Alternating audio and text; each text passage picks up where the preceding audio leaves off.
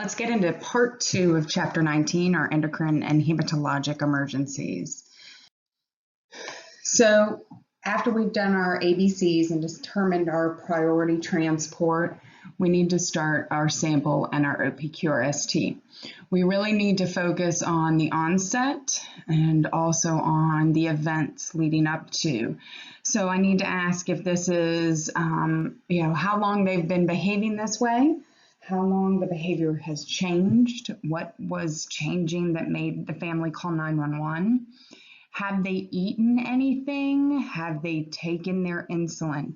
If they've eaten but haven't taken their normal medication, then we're probably looking more hyperglycemia, not hypo. If they've taken their insulin but have not eaten, we're looking at hypoglycemia. Again, they have taken insulin and unfortunately not taken in sugar that they needed. So we need to start asking those questions. Have they been sick and so haven't been keeping food down? That again could be a hypoglycemia. Was this a sudden onset or a slow onset? That can help you know whether you're looking hypo or hyper. Do they take insulin? Do they have a history of diabetes? Remember, it doesn't necessarily matter if they have a history of it. It just matters what their events and how they've been treating it if they do. Do they normally eat? Has there been an unusual amount of activity, an illness, or added stress? All of these under sample, when asked, can give you some additional information. If they are unresponsive, let's do a head-to-toe exam because we do not want to miss a physical cause to their unconsciousness. It could be that they had a diabetic emergency, went unconscious, and as a result fell and have a traumatic injury. If they're unconscious, again, we're worried ABCs, doesn't matter, but let's get their blood sugar level regardless. We're going to get full vital signs, but if we have access to a glucometer, we're going to use it. We are going to monitor their blood sugar as long as your protocols are allowing it. We're going to, as we take the vital signs, consider what it will be for a hypo versus a hyperglycemic. Respirations are normal to rapid in hypo. Pulse is weak and rapid in hypo. And the skin is pale and clammy with likelihood of a low blood pressure. In hyper, remember we're looking at those deep and rapid respirations. Pulse may be rapid, weak and thready, and warm and dry skin with a normal blood pressure. If your patient has their own glucometer, consider using that. That is likely to have been calibrated appropriately, and if it works, still gives you that access. If they're able to take their own blood sugar check without significant intervention, then go ahead and ask them to check it. Or did you check it before we arrived? Remember that normal range is 80 to 120. And if it's an infant, you should be checking it and it should sit around 70 or above. Our reassessment should occur frequently because, as we've said, hypoglycemia can change quickly. We do want to treat them.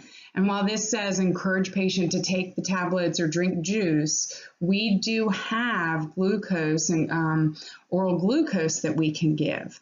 I'm always hesitant if we don't have glucose or if we've given too much, then yes, we can look at orange juice with an extra spoonful of sugar, honey, or if they have like emergency glucose tabs, those work as well.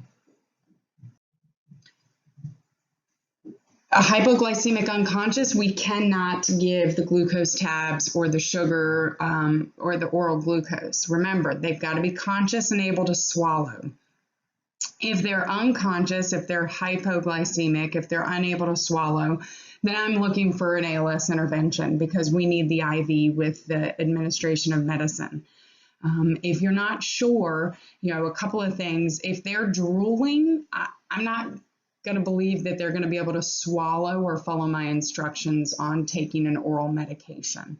But when in doubt, call medical control. If I can't test for blood glucose levels, that doesn't mean I can't treat. I am going to look at whether they have a history of having taken insulin but not eaten. Was this a sudden onset?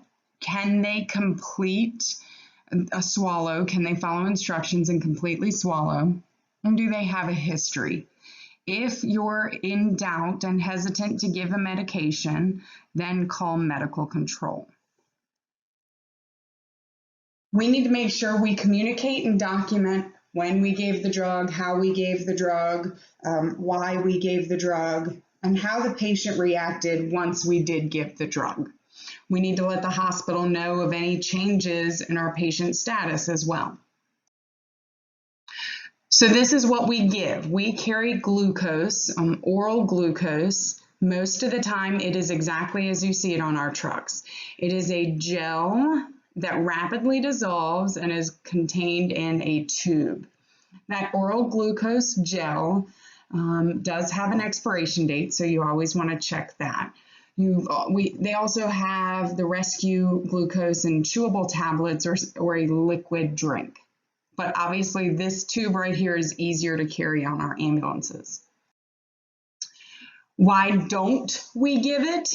Because they can't swallow or they're unconscious. We don't want to risk aspiration. Always wear gloves. This is going into the patient's mouth, and reassess frequently. So a couple of things to keep in mind. I am going to ask my patient to put this in their mouth a little at a time. The dose is 1 tube. An entire tube should be given to your patient. And don't lie to them. It doesn't taste good. It may say lemon flavored, but I promise you, it's no lemon flavor anybody really chooses to take. Reassess frequently. Monitor, because if their consciousness level changes at any time, you need to stop administration. And if upon reassessment they're still altered, then go ahead and transport. You need to also be wary of some of the other issues that can occur with hypoglycemia, and of course, seizures being one of them. When you see a patient who is having seizures, and if they have a history of diabetes, definitely consider the issues that are underlying. Remember that hypoglycemia can be caused by many other things beyond diabetes, including infection, poisoning, trauma, decreased level of consciousness. Seizures can also, regardless of hypoglycemia, an unknown cause, and epilepsy. But seizures don't always mean low blood sugar, and low blood sugar doesn't always mean seizures.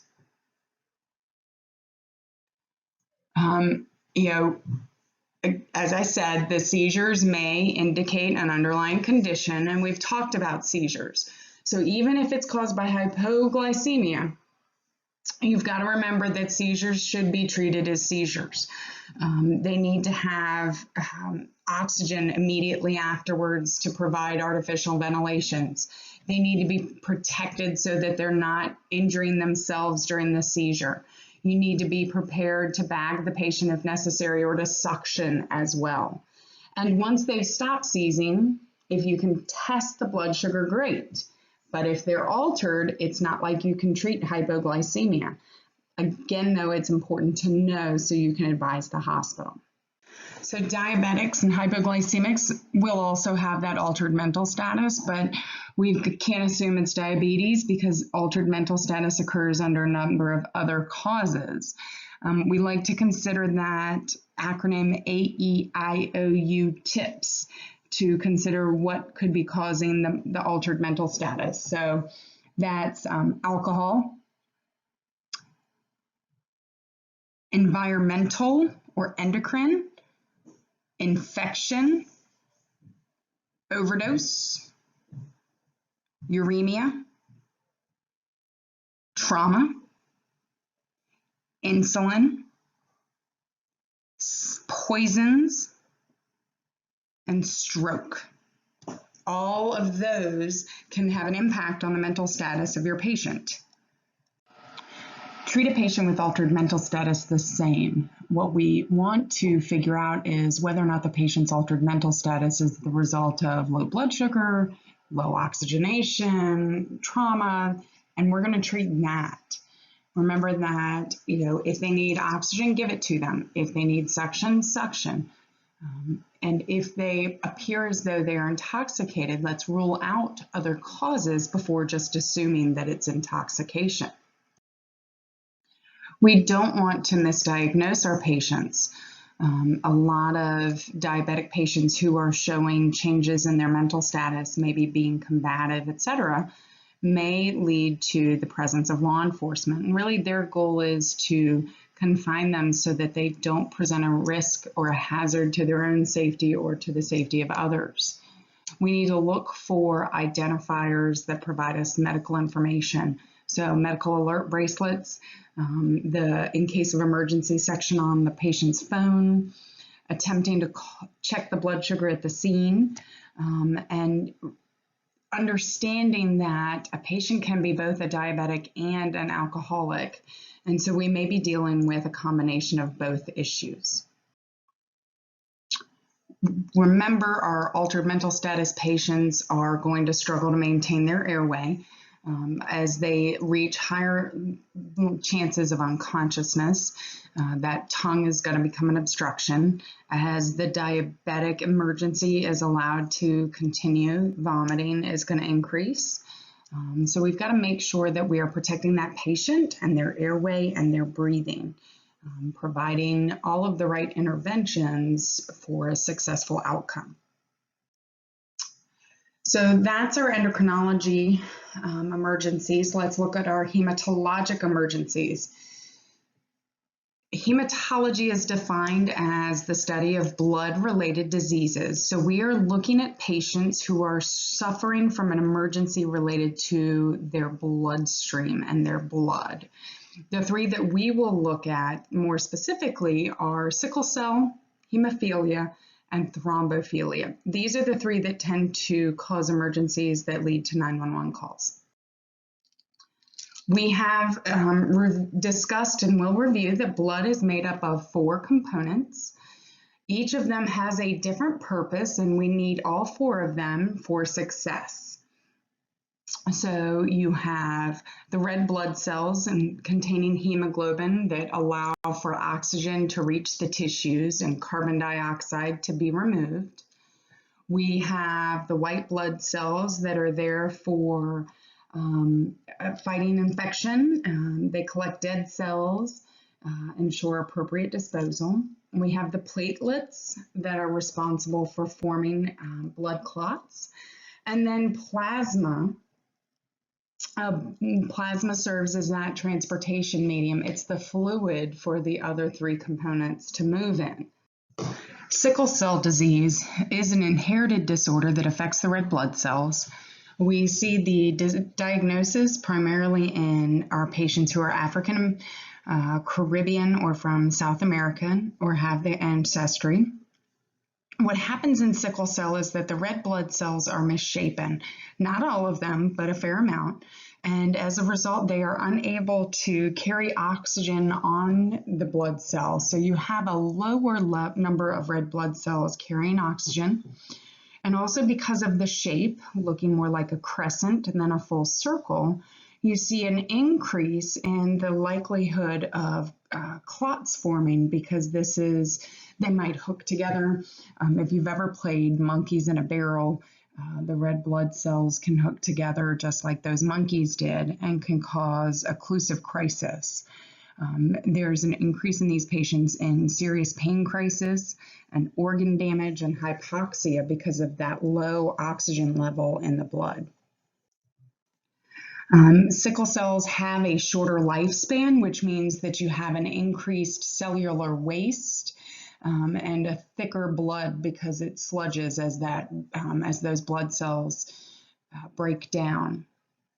Some of the complications that we see in these patients are anemia, so low iron, gallstones, jaundice because the liver is not getting the oxygen it needs and the functionality is decreasing. And dysfunction of the spleen. Again, the spleen holds red blood cells, it helps produce red blood cells, and it is causing problems.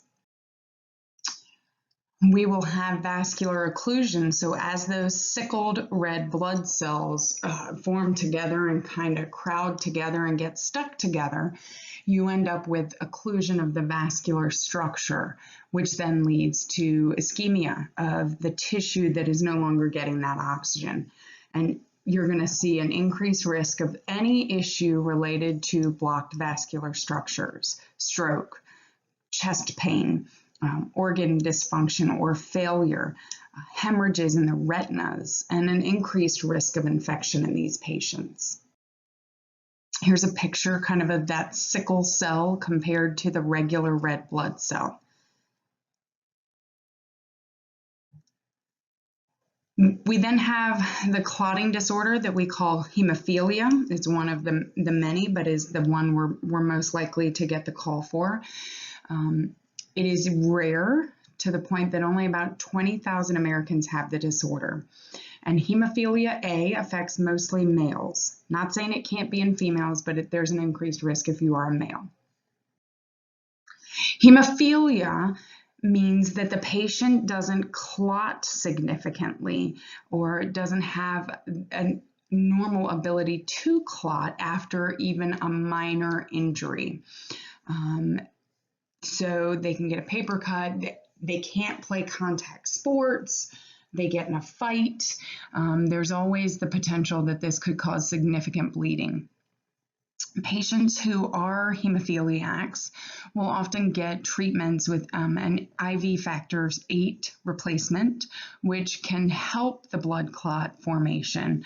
They may have it as kind of an emergency booster, or they keep it at home. And so this will actually be kind of a clotting factor that gets put into their system after an injury.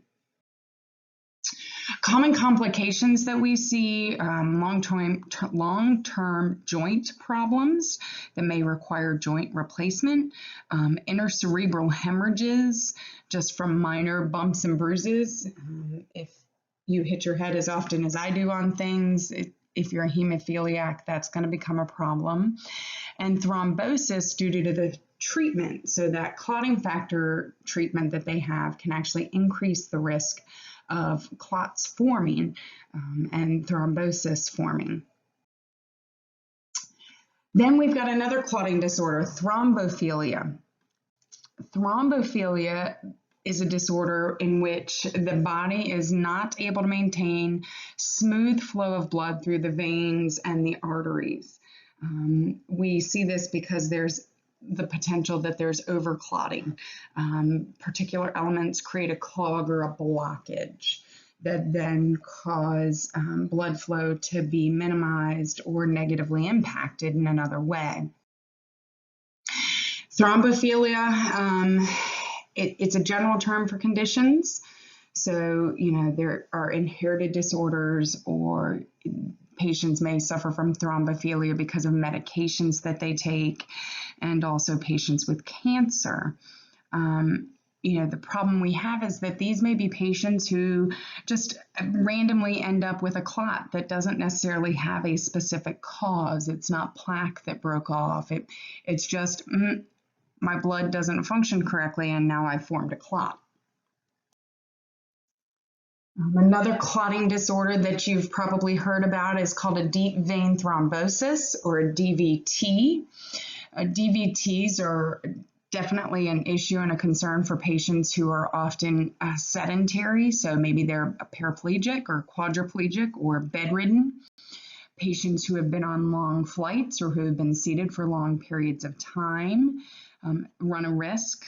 Patients who take certain medications and then go on long airplane rides increase their risk for these. A deep vein thrombosis is the formation of a clot that then breaks off and moves. So some of the things we see when these patients are at high risk for DVTs are that they'll take a blood thinner, or they may wear compression stockings or mechanical devices. If you've ever had surgery, when you go into surgery, they will actually put basically a mechanical device that adds pressure and decreases pressure against your leg. So it's kind of like a splint, but instead of being a splint, it will increase compression and decrease compression to prevent DVTs from forming. Some of the risk factors for patients who maybe are at a higher risk of DVTs, those who have had joint replacements, who complain of swelling, those who are traveling for long distances, so whether it's on a plane or if you've traveled or drive trucks or long distance bus drivers, and then anybody who's bedridden. So any patient who has said that they really haven't been doing anything, or they've traveled a long distance and have leg pain, we need to be worried about. How do we treat DVTs? Well, we as EMS providers don't. DVTs are treated with an anticoagulation therapy, so they're on a clot buster type therapy that normally they end up having to take for up to 3 months after their initial diagnosis. They are, of course, at an increased risk of bleeding complications, because you can't just target that anticoagulation therapy to the clot itself. This is kind of a full body treatment, and so you do see a thinning of the blood. And these patients, if they're injured, have an increased risk for bleeding issues associated with that. Remember that a DVT starts as a clot in the leg, but then as a result, that clot can actually break up. So if I've been on a cross-country or international flight and I get a DVT, but then I'm up and moving around, that clot could actually break off and move. And depending on where it moves, depends on the other issues I may have. If it moves into my lung, I am looking at a pulmonary embolism, which of course we've talked about already. So how do we treat hematologic emergencies? Well, it's a medical call, so we're going to start with the knowledge that we do a scene size up and we ensure we have the appropriate PPE. We need to look at what the chief complaint was. If it's a patient who has been diagnosed with sickle cell disorder, they likely have had a crisis before and will know exactly what this is. Do they meet the risk factors for any of the hematologic disorders we've talked about? Consider spinal immobilization and form your general impression. How do you feel walking into this scene? How does the patient look? We're going to look at airway and breathing. Are they breathing appropriately? Is their airway open? Do they need assistance with, if they're in a significant pain, they may need assistance with breathing because they could be hyperventilating. And consider oxygen, 15 liters, non-rebreather. If they are in respiratory distress, you're going to find it here at airway and breathing, and you should treat it here. Look at circulation. Patients are going to have an increased heart rate if they're in significant amount of pain because of a sickle cell crisis. If there's a significant amount of blood from a small injury, consider this being hemophilia. If you're not sure where the bleeding's coming from, take note. Look for hypoxia, because any of these disorders increase the likelihood that they're either going to lose blood or have the inability to move oxygen appropriately. We definitely recommend transport to the hospital for any hematologic emergency. Now let's get sample and OPQRST. Some of the problems that we see on physical assessment in a sickle cell crisis are swelling in the fingers and toes, so joint and extremity swelling, priapism, which is an erection that lasts for a long period of time, not associated with erectile dysfunction drugs. And then jaundice, because of that damage associated with the liver. Let's talk about and ask our patient whether the pain is in a single location or felt throughout the body. Are there any visual disturbances that could be a sign of hemorrhages in the retina? Do they have any nausea or vomiting or cramping, and especially chest pain or shortness of breath? That chest pain and shortness of breath could be a sign of a DVT that's now a pulmonary embolism. Obtain a sample history. Has this happened before? When was the last time, and how does this compare? What made the last emergency event better? How did it go away? We're going to look at a physical examination. If it's a patient who is a hemophiliac and they've had a traumatic injury, we need to treat it. Look at the major joints for swelling and pain. Get a complete set of vital signs and check their oxygenation level. And regardless of the type of hematologic crisis they're having, we should be doing this for all of our patients. And we're going to reassess these patients. Unless they're in a significant amount of pain, most of them will probably be low priority. Of course, if they're a hemophiliac with an uncontrollable bleed, that's a high priority patient. We're going to check our interventions, our oxygen, our ventilatory support. We're going to transport them in a position of comfort because we can't really do anything for these patients. Yes, with the hemophiliacs, if it's an external bleed, we're going to try to stop it. But other than that, the best care we can give them is to get them to the hospital quickly. When they get into the hospital for your hemophiliacs, you're looking at IV therapy and transfusions. Again, nothing that we can do. So we've definitely got to communicate to the hospital our patient's medical history and how they're presenting so that the hospital can be prepared to treat them when they get there. We support.